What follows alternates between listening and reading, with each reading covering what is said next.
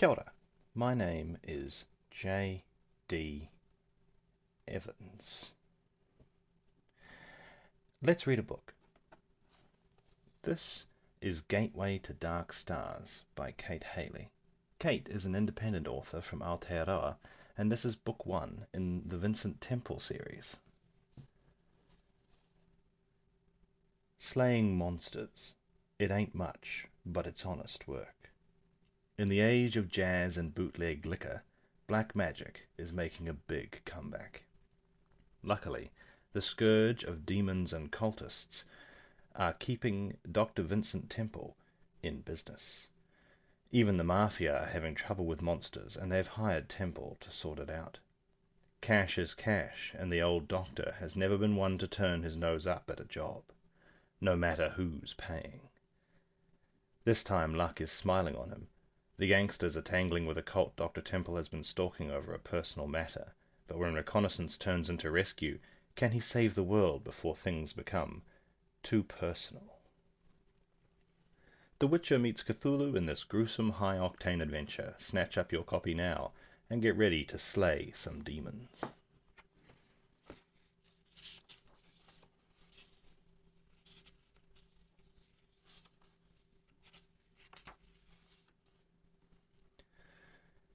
Chapter 1. They say things dwell in the darkness. They say such things should not be disturbed. Vincent had read thousands of accounts of these warnings over the course of his life, but he had yet to find out who they were. They seemed to be the people, and while they had the right idea, for the most part, they were also wrong about one thing. Sometimes the things that dwell in the dark rise up to disturb others, and then you have to disturb them right back. He'd been on this trail without rest for 18 hours. Now it had led him here. In a short space of time, a simple monster hunt at the docks had turned into some serious S-word. Cinema had hit the country in a big way, and sparked the imagination of the people.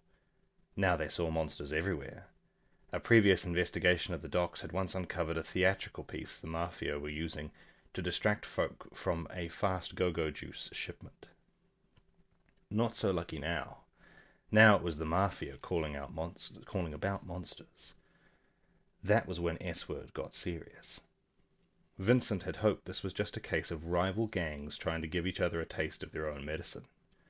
The problem was gang wars didn't usually leave claw marks 4 inches deep, or drain their victims of blood. Monsters kept him in business.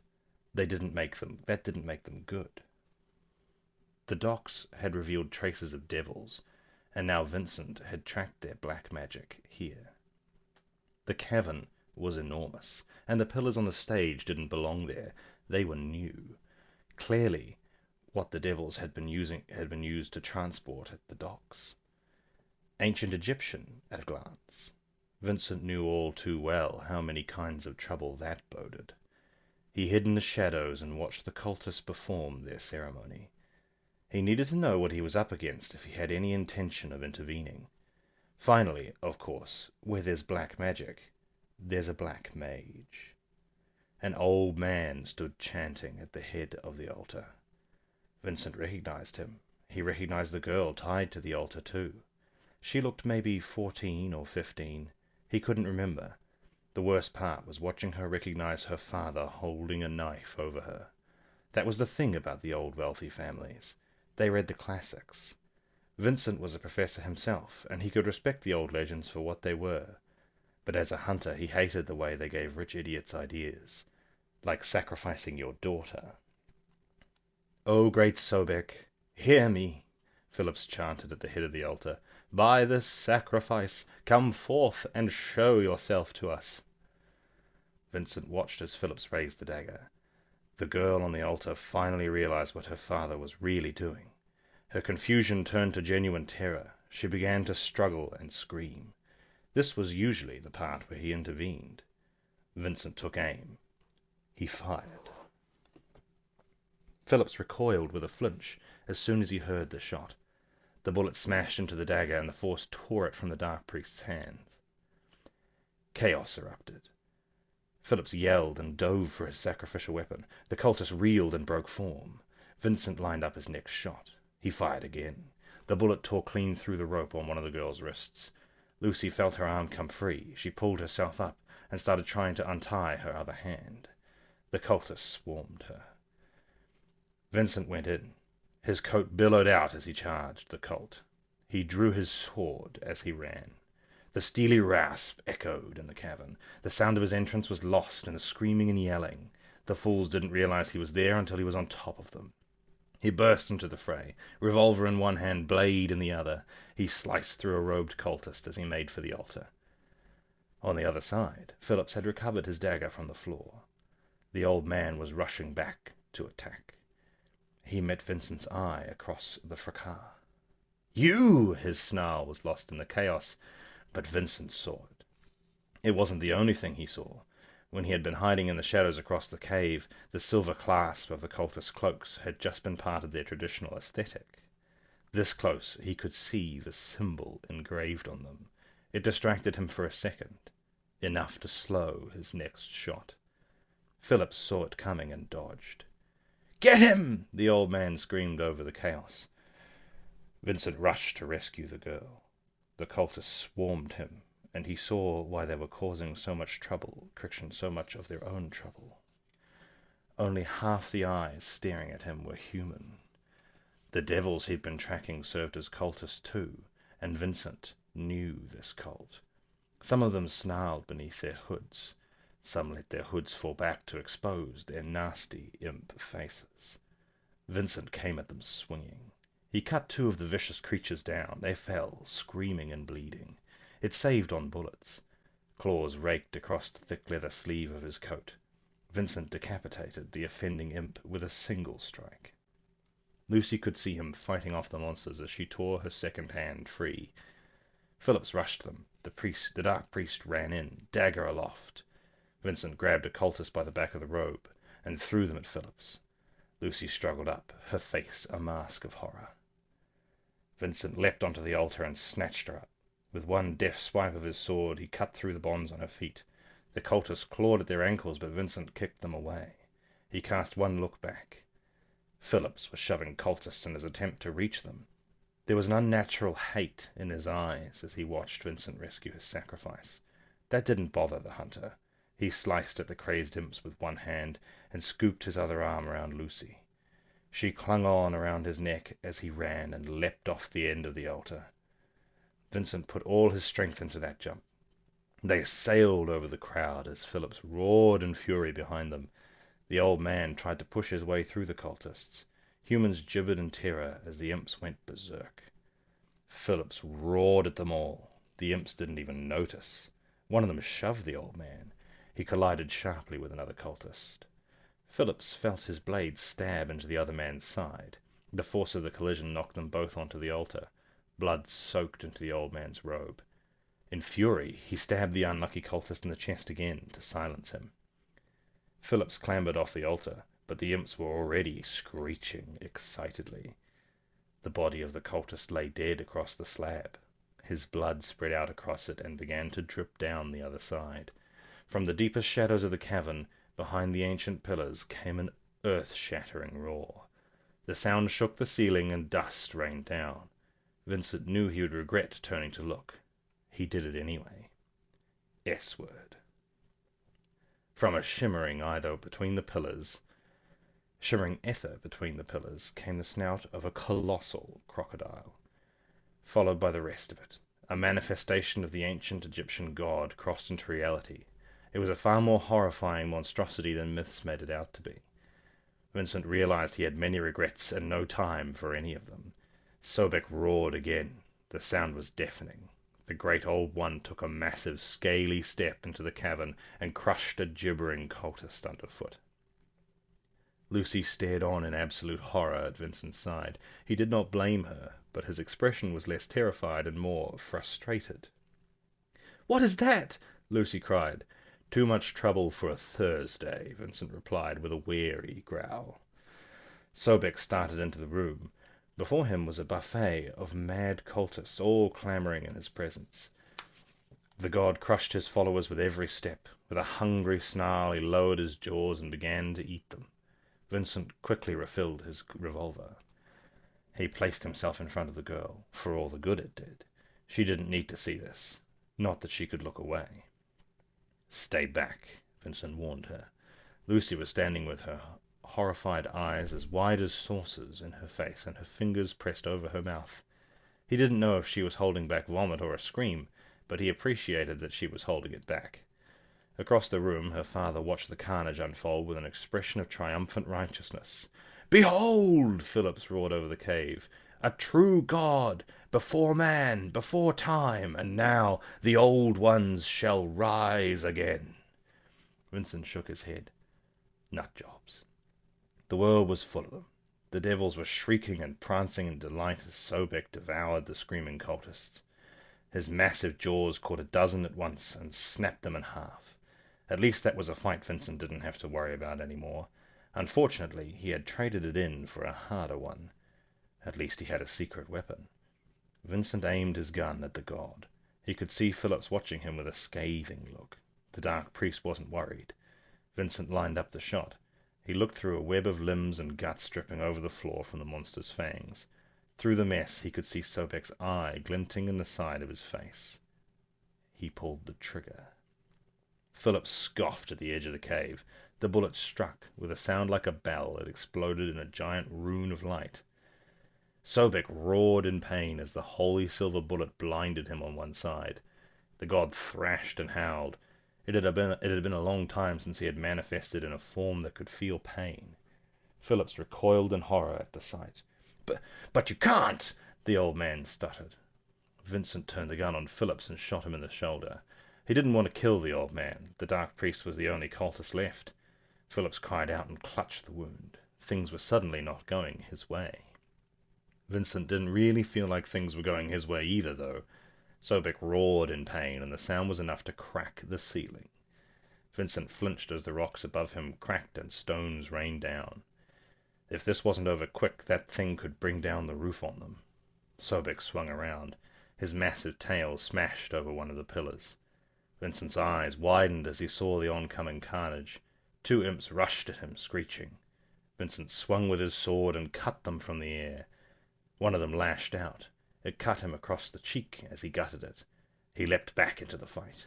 Sobek saw him coming with his good eye.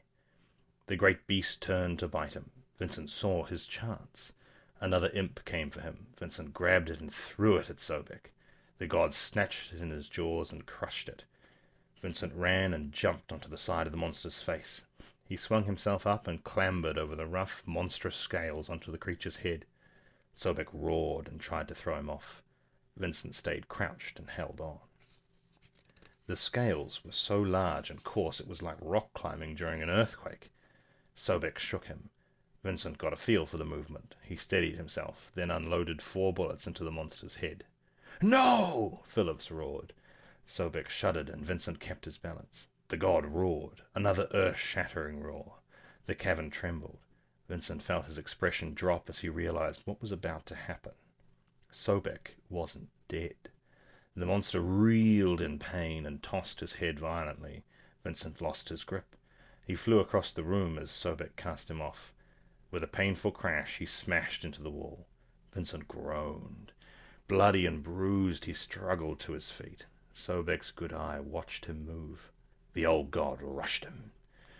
"No!" Lucy yelled, echoing her father. The girl snatched one of the candelabra from the ritual and stabbed Sobek in the tail. The monster had killed all his followers, and there was no one to stop her. From the edge of the cave, her father's expression of glee turned to fury. Sobek growled in pain and turned on her. She had pierced him between his scales and couldn't get the makeshift weapon free. Vincent saw his chance. Sword in hand, he struck. He stabbed the monster through the neck. Even for a god, the damage was starting to show. It didn't look good. Phillips could see things were not going his way.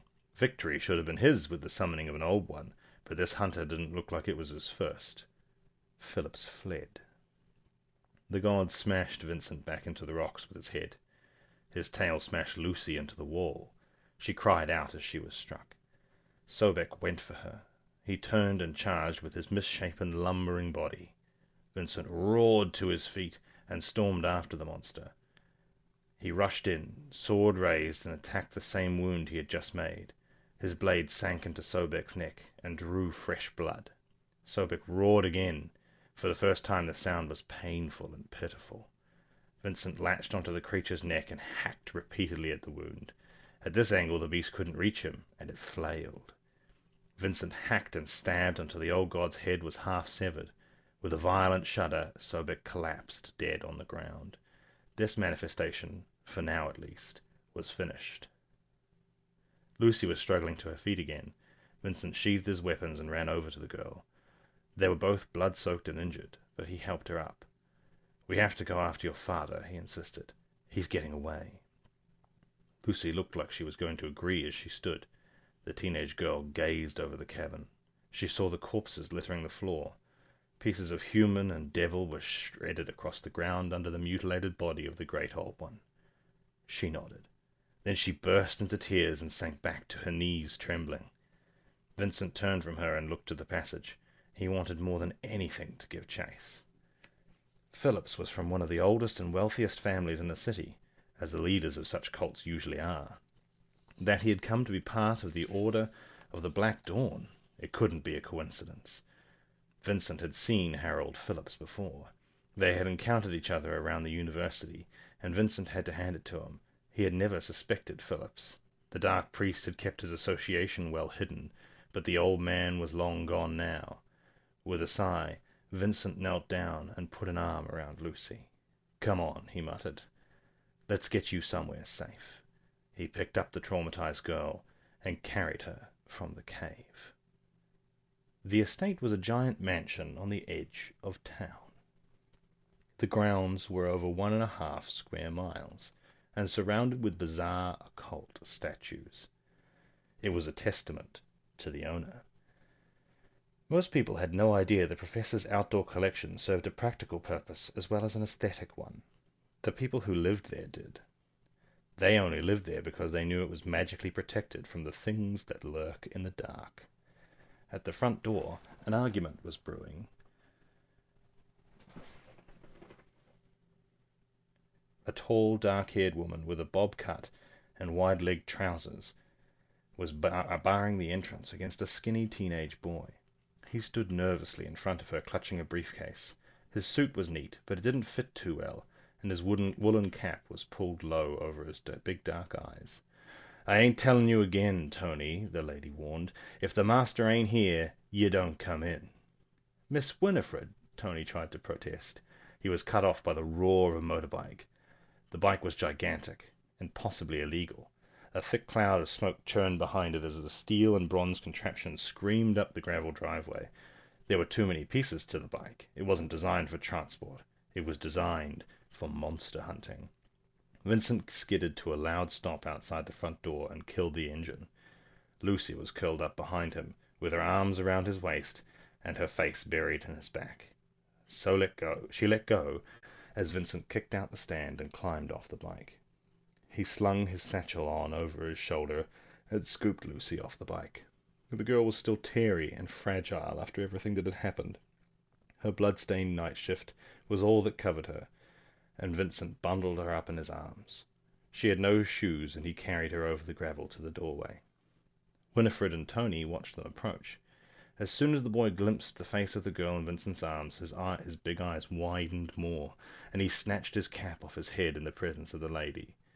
"Is that—" he whispered. "You shut your face," Winifred warned him. Vincent carried Lucy to the front steps and set her down. Fred stepped around Tony to come and greet them. She gave Vincent a knowing smile and showed no surprise at the sight of the girl. "Good to see you home again safely, sir," she nodded. "I see we have a new guest."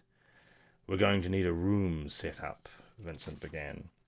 "Already done," Fred cut him off. "Some clothes and a bath done." Vincent smiled wryly at the woman by the doorway. The look she returned was confident and amused. "What would I do without you, Fred?" the hunter asked. "Let's never find out," Fred smiled. She stepped forward, and the two kissed each other's cheeks familiarly. As they turned to the doorway, Fred moved to lead them into the house, and she remembered Tony on the steps with them. "Also Tony's here," she added as an afterthought, and motioned at him in case the boy's presence wasn't enough to make him visible. You don't say. Vincent hid a slight smirk as he eyed up the nervous boy on the stairs. He looked back to the woman at his shoulder. Fred, if you could kindly show Miss Phillips to the guest suite. Tony, if you would follow me. Of course, sir. Fred nodded. Miss, if you would. Fred motioned to Lucy and guided her through the doors into a large entrance hall. Lucy walked as though still in shock as she let Fred lead her into the house and towards the interior stairs. She looked down at the soft rugs beneath her feet and panicked. "Wait, I think I'm getting blood on your carpet," she stammered in alarm. "Don't you be worrying about that," Fred soothed. She put an arm around Lucy and guided her upstairs. "I've traipsed in worse than you have, dear." And we'll stop there. That was the first section of Chapter 1 of Gateway to Dark Stars by Kate Haley. Big thanks to Kate for giving me permission to make this video. I don't get to make these videos unless the author and or publisher agree to let me read their book on video. I've read the whole of Gateway to Dark Stars as well as the other two books in the Vincent Temple trilogy, and I enjoyed them all immensely. These books ask the question, what if Indiana Jones was the protagonist in a Lovecraftian horror? And that's a question I did not know I needed the answer to so badly. Each Vincent Temple book is fast-paced and tightly written, with loads of exploring musty old tombs, catacombs, ancient sites of magical power, and even a dark fortress or two thrown in there for good measure. There's also a healthy dollop of cosmic horror, as you might have noticed, in there to keep you guessing, which comes out of absolutely nowhere at times. Seriously, it's hard when it happens. I love it. The Lovecraftian influences are strong as well throughout these books. I in particular noted inspiration from the Dream Quest of Unknown Kadath and At the Mountains of Madness, but there's definitely a few more in there. So Kate Haley is an independent author, so please go and support her, everyone. She has a website and Facebook page, which will be in the description, and you can also pick up her books on Amazon. Kate has written a whole collection of other amazing works as well, in other genres like fantasy and even sci-fi, so go check those out, support her today. And as always, thanks very much for watching and listening, everyone. If you liked this video, please consider leaving a like. If you want to see more like this, please subscribe, and if you have any suggestions for books I might read in the future, please do comment them below. Thank you so much again, and I will see you all next time.